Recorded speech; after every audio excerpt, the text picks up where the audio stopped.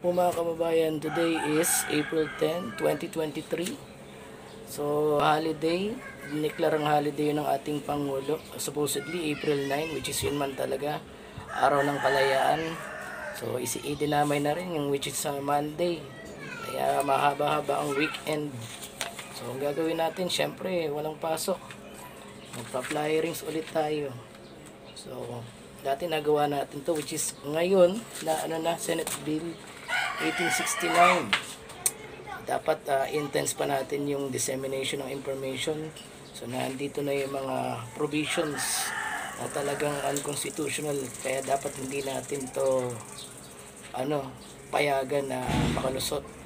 Dapat hindi ito maisa batas, and at the same time meron din mga conversation, yung mga pag-uusap dapat kung bakit hindi dapat isa batas yun. Itong napakadelikado. So hindi na ako masyadong magsasalita rito, babasahin na lang nila yung comics na to.